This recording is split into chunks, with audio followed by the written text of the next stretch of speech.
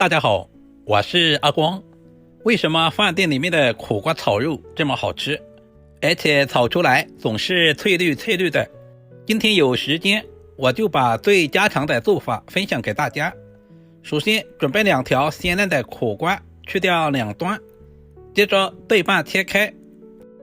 然后就是关键的一步，准备一把小孩吃饭的勺子，把里面的苦瓜籽和瓜瓤给处理干净。苦瓜的内壁有一层白色的膜，这也是苦瓜苦味素的重要来源，我们一定要处理干净，这样吃起来就不会发苦。这也是饭店不外传的小技巧，大家也可以收藏起来。然后把苦瓜切成4等份，根据自己的喜好切成条或者是片都可以。苦瓜我们千万不能切太薄，不然的话吃起来口感不好。像视频中这样，把刀放成45度角，切成厚薄均匀的片。我们尽可能的切均匀一些，这样方便成熟也方便入味。在切的时候我们千万要小心点，不要切到自己的小手了。苦瓜是我们餐桌上1年4季都能吃到的一道素菜，不管是炒着吃还是做汤都深受大家的喜欢。全部切好放在准备好的大碗中。接着就是关键的一步，往里面加入2大勺的白糖。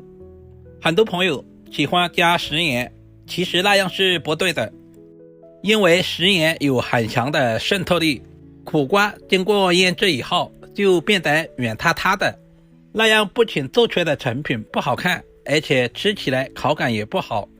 抓拌均匀，放在一旁腌制20分钟左右。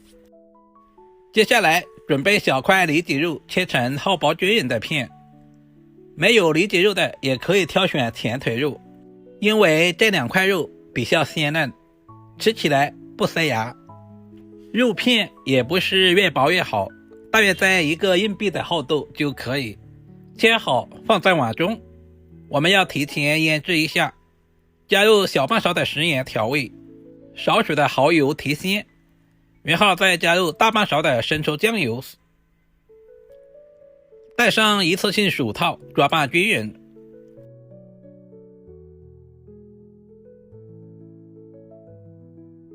使所有的调味料和肉片完全的融合在一起。抓至有一些粘手，我们就加入小半勺的玉米淀粉或者是土豆淀粉，再次抓拌均匀。淀粉是给肉片起个保护的作用，这也是肉片鲜香滑嫩的一个重要原因。最后加入小半勺的花生油，锁住肉片的水分不流失，而且在炒制的时候也不容易粘连在一起。充分的抓拌均匀，放在一旁腌制10分钟左右。接着我们简单的准备一些配菜，准备1小把去皮的大蒜，先切成薄片。大蒜可以增加苦瓜的蒜香味。切好放在小碗中。1块去皮的老姜，先切成薄片，再切成姜丝，最后全部切成姜末。全部切好和蒜末放在一起。准备几个清洗干净的小米椒，切成小圈。小米椒不仅可以增加辣味，同时还可以搭配颜色。做家常菜，我喜欢提前调个料汁，碗中加入小半勺的生抽，小半勺的食盐调味，然后再加入少许的白糖。喜欢吃鸡精的可以加入少量的鸡精，然后再加入小半勺的玉米淀粉或者是土豆淀粉，加入少量的清水，把调味料完全化开。提前调好料汁也是节省炒菜的时间，这种方法非常适合厨房小白。搅拌均匀，放在一旁备用。现在的苦瓜也已经腌制的差不多了，苦瓜腌出了很多的水分，这些都是苦瓜苦味素的重要来源。很多朋友直接下锅炒，省略了这一个步骤，难怪炒出来的苦瓜不好吃。接下来我们要往碗中加入多一点的清水，把苦瓜表面的白糖清洗干净，这样在炒制的时候就不会太甜。下手抓拌均匀，然后再用力把苦瓜里面的水分拧干。苦瓜加入白糖腌制以后，可以中和一下苦瓜的苦味。把拧干水分的苦瓜放在准备好的碗中备用。所有食材准备好，我们开始操作。起锅加入少许的食用油，接下来把准备好的肉片放在锅中，开大火翻炒均匀，把肉片炒至变色。腌制好的肉片一定要开大火，这样的话炒出来不容易脱浆。把肉片炒至微微的变色，直接捞出来放在盘中备用。锅留底油，下入切好的姜蒜、小米椒，把姜蒜炒出香味，小米椒炒出辣味。把控干水分的苦瓜也倒在锅中，这里我们要开大火翻炒均匀，把苦瓜表面的水分炒干。苦瓜含有丰富的叶绿素、膳食纤维以及各种微量元素，还可以清热解暑。